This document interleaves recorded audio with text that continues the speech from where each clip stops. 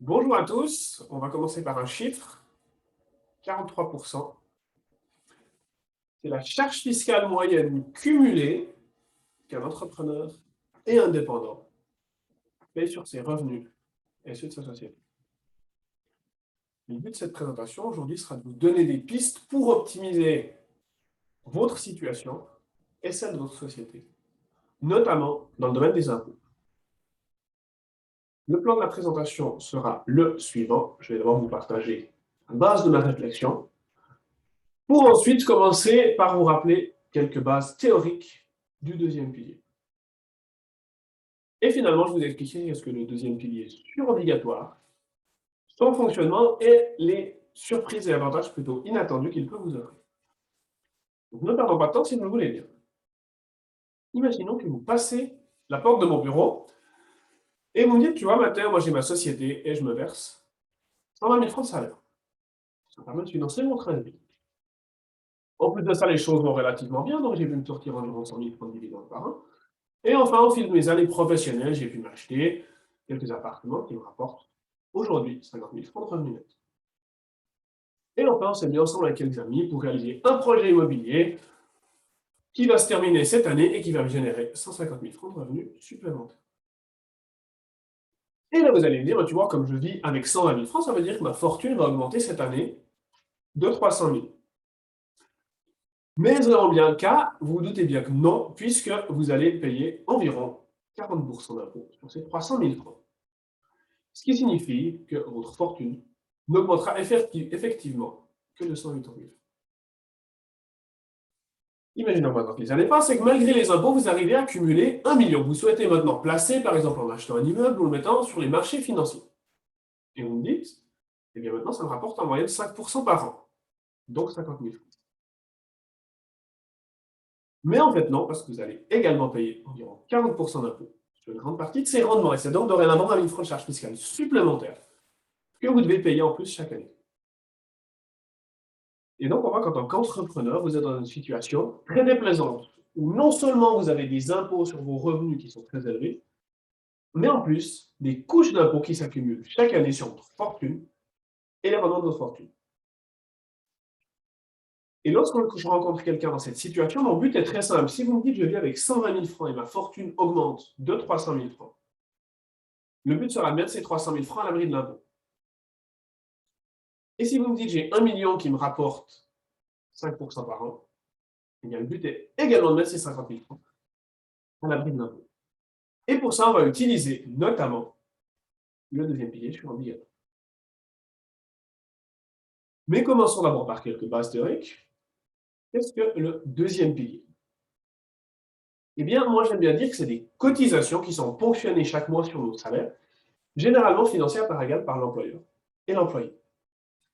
Et qui existent pour deux choses, couvrir les risques et constituer notre prévoyance retraite. Donc, la partie risque coûte environ 2 à 4% de notre salaire, quelle soit notre tranche d'âge, et elle sert à financer les rentes et capitaux qui sont versés en cas de décès et d'invalidité. La partie prévoyance, c'est différent, c'est comme un gros gâteau que vous cuisinez toute votre vie et que vous mangerez une fois à la retraite. Et les cotisations retraite, qui sont finalement les ingrédients du gâteau, varient sur votre âge. Les minimums légaux étant de 0% du salaire de 18 à 25 ans, 7% de 25 à 35, 10% des 35 ans, 15 des 45 et enfin 18% du salaire de 55 ans jusqu'à la retraite. Par contre, sur la caisse pension que choisit votre employeur, ou vous choisissez, si vous êtes votre propre patron, c'est parfaitement possible d'épargner jusqu'à 25% de votre salaire, et ce, quelle que soit votre tranche d'âge. Et du coup, le gâteau sera simplement plus gros au moment de la retraite. Ensuite, l'argent accumulé sur votre deuxième pilier fait partie de votre capital de prévoyance, qui implique certaines différences par rapport à votre fortune libre. La principale différence, elle concerne la fiscalité, c'est que vos capitaux de prévoyance ne sont pas imposés sur la fortune, ne sont pas imposés sur les revenus qui génèrent, et dernière bien plus grosse optimisation, le montant versé sur la prévoyance est déductible de votre revenu imposé. Et comme pour chaque franc supplémentaire gagné, si votre situation financière est bonne, vous allez payer environ 40 centimes d'impôt en plus. Inversement, si vous pouvez ajouter 1000 francs sur votre prévoyance, eh bien, vous économiserez l'année prochaine 400 francs d'impôt. Par contre, cet avantage fiscal, il n'est pas gratuit, il est lié au fait que vous placez l'argent à l'endroit qui plaît à l'État. Et donc, ces sommes sont normalement bloquées jusqu'à la retraite. Sauf à quelques exceptions près qui sont, en cas de départ définitif à l'étranger, de retraite anticipée, pour vous lancer comme indépendant ou pour financer ou amortir votre propre logement. On va parler maintenant des rachats de deuxième pilier. Alors, il s'agit d'épargne volontaire que vous pouvez ajouter dans votre deuxième pilier afin de combler des lacunes théoriques et qui est déductible de votre revenu imposable. Donc, pour simplifier, moi, j'aime bien comparer ça à un super troisième pilier. Et maintenant, comment ces rachats sont calculés? On va prendre un exemple. Imaginons que vous avez 55 ans, 400 000 francs sur votre deuxième pilier et un salaire de 200 000. Et vous lisez sur votre certificat de prévoyance, rachat possible 240 000 francs. Et là, vous allez me demander, mais Mathéo, pourquoi c'est 240 000 francs? Pourquoi c'est pas 0? Pourquoi c'est pas 90 000? Pourquoi c'est pas 500 000? Eh bien, votre deuxième pilier va fonctionner comme ceci. Il va dire, aujourd'hui, vous avez 55 ans et 400 000 francs sur votre deuxième pilier.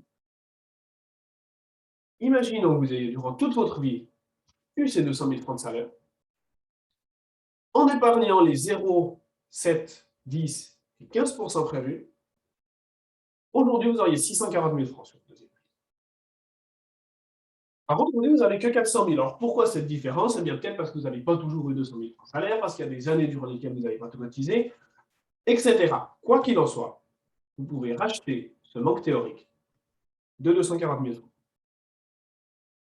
Et comme tout montant versé sur la prévoyance est déductible de votre revenu imposable, vous pouvez économiser jusqu'à 40% de cette somme en impôt, ce qui fait un avantage fiscal potentiel de 96 000 francs. Et là, vous allez me dire, Mathéo, 96 000 francs d'avantages fiscaux, c'est top, mais maintenant, si on prend la situation du début, regarde mes revenus. A priori, je vais déjà pouvoir réaliser 240 000 francs de rachat cette année. Est-ce que ça veut dire qu'après, je n'aurai plus aucun moyen d'optimiser mes impôts? Eh bien, a priori, c'est juste à une exception près. Si vous vous souvenez, j'ai dit avant qu'il était parfaitement possible d'épargner jusqu'à 25% de votre salaire, quelle que soit votre tranche d'âge.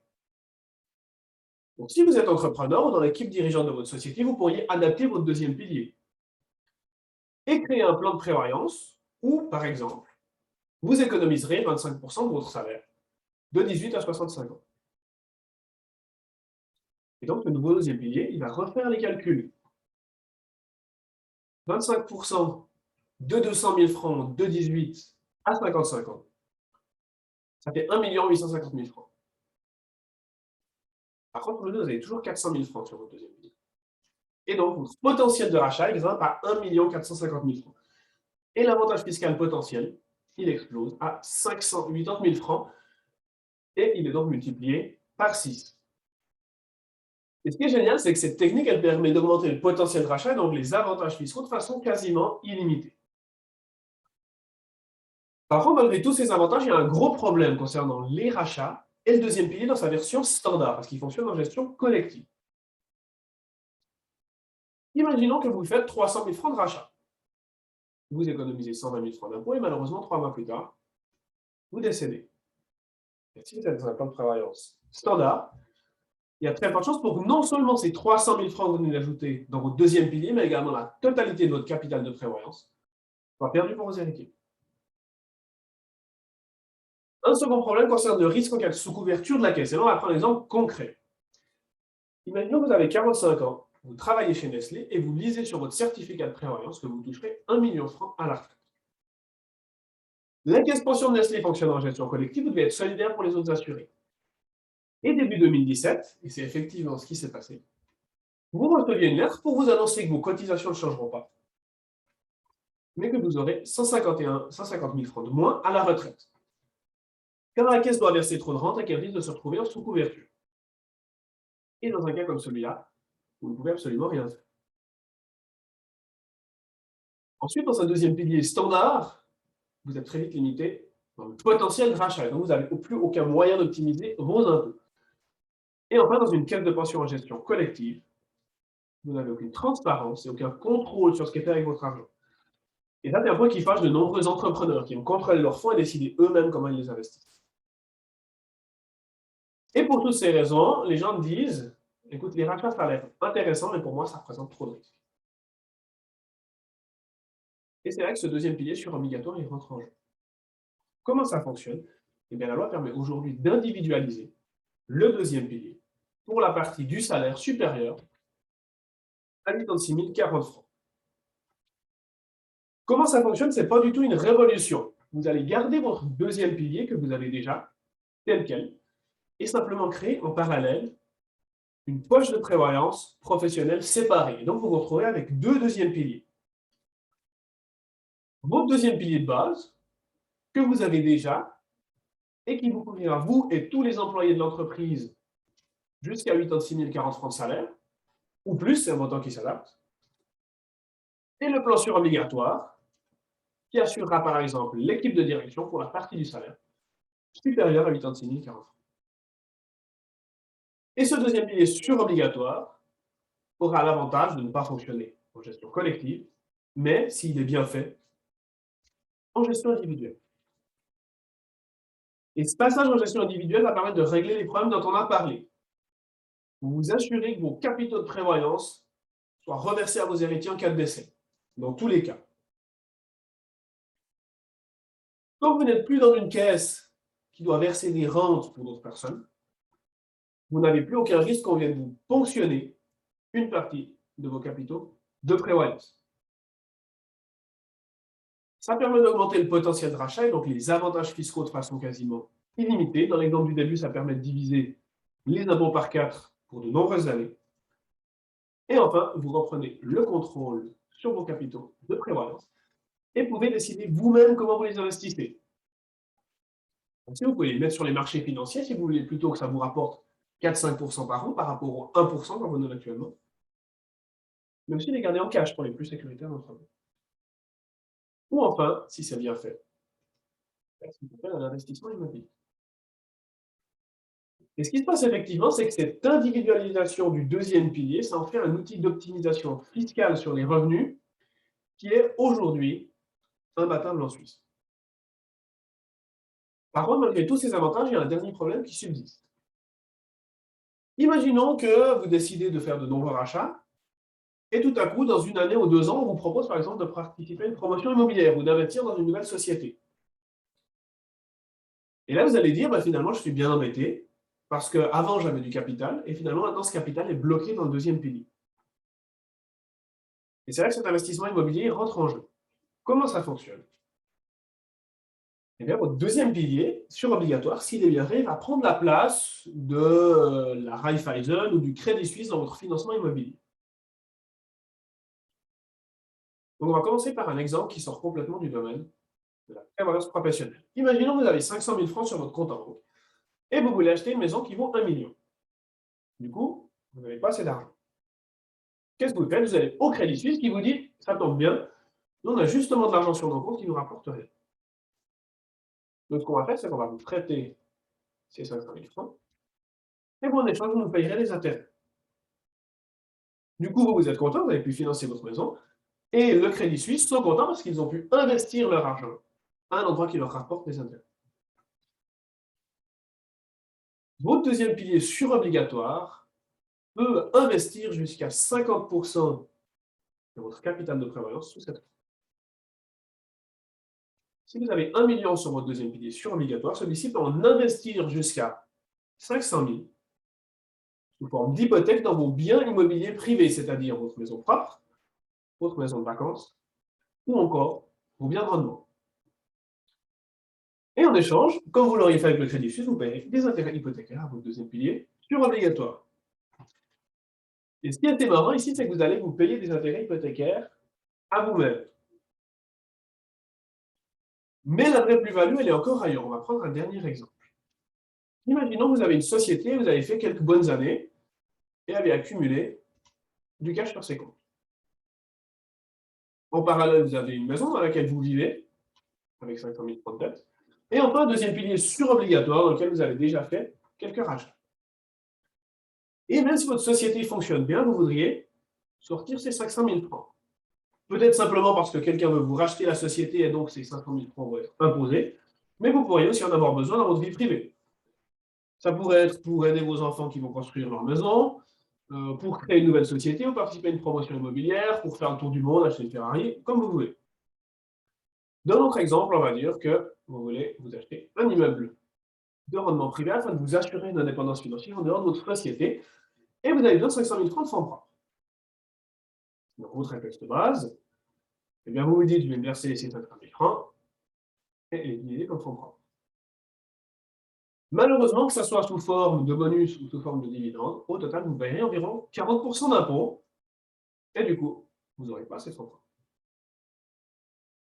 Heureusement, pour quelqu'un qui a fait un deuxième pilier surobligatoire, la situation a changé. C'est-à-dire que vous avez toujours votre société et vos comptes en banque privée, mais également maintenant un deuxième pilier surobligatoire, dans lequel vous pouvez non seulement faire des rachats quasiment illimités, mais également garder un contrôle total sur l'argent que vous y investissez. Donc, qu'est-ce que vous allez faire? Eh bien, vous allez effectivement sortir ces 500 000 francs de votre société. Donc, théoriquement, augmenter vos impôts pour l'année de 200 000 francs. Pourquoi théoriquement? Parce que quelques jours plus tard, toujours la même année, vous allez réinvestir ces 500 000 francs sous forme de rachat dans votre deuxième pilier surobligatoire. Et ainsi baisser votre charge fiscale pour l'année de 200 000 francs. Résultat, vous aurez simplement transféré l'argent de votre société dans votre deuxième pilier surobligatoire avec un effet fiscal zéro. Et vous avez maintenant 1 million de capital de prévoyance. Et là, vous allez me dire, bah, Mathis, c'est bien joli, mais mon but était d'utiliser ces 500 000 francs comme fonds propres, et maintenant l'argent est bloqué dans mon deuxième pilier. Du coup, qu'est-ce qu'on va faire? Eh bien, maintenant, vous allez donner l'ordre à votre deuxième pilier surobligatoire d'investir ces 500 000 francs qui étaient avant bloqués sur les comptes de votre société dans les murs de votre maison en augmentant l'hypothèque. Quand vous aurez augmenté l'hypothèque, vous allez payer des intérêts hypothécaires à vous-même, à votre deuxième pilier surobligatoire. Mais vous aurez surtout libéré du cash qui était avant bloqué dans les murs de votre maison et qui sera reversé sur votre compte en banque privée. Et comme l'argent se trouve maintenant sur votre compte en banque privée, vous en faites ce que vous voulez. C'est-à-dire que dans notre exemple, vous l'utiliserez comme fonds propres pour acheter votre immeuble de rendement. Mais à nouveau, si vous souhaitez l'investir dans une nouvelle société, le donner à vos enfants ou faire le tour du monde avec, vous pouvez. Et même pour les plus optimisateurs d'entre nous, il serait tout à fait possible de le réinvestir en rachat supplémentaire pour optimiser encore plus votre charge fiscale dans une sorte de cercle vertueux d'optimisation fiscale. Mais ce qui se passe effectivement, c'est qu'un deuxième pilier surobligatoire dans cette forme permet de sortir l'argent de votre société ou de recevoir des revenus simplement, si vous êtes indépendant, en optimisant les impôts et sans bloquer complètement l'argent jusqu'à la retraite. Et ça, c'est assez génial. Donc voilà, il y a encore beaucoup d'autres surprises qu'un deuxième pilier surobligatoire peut offrir. Il permet, par exemple, de diviser les impôts lors de la vente de votre société par 3, de mettre sur pied une gestion fiscalement efficiente, ou encore de baisser le bénéfice imposable de votre société. Et je suis sûr que vous adorez en savoir plus, mais le but aujourd'hui est de survoler le sujet. Mais pour autant que vos revenus soient suffisamment élevés, c'est une solution qui est extrêmement efficace pour optimiser votre fiscalité et celle de votre société. Donc voilà, je vous remercie pour votre attention. J'espère que cette vidéo a pu vous être utile et je vous dis à tout bientôt.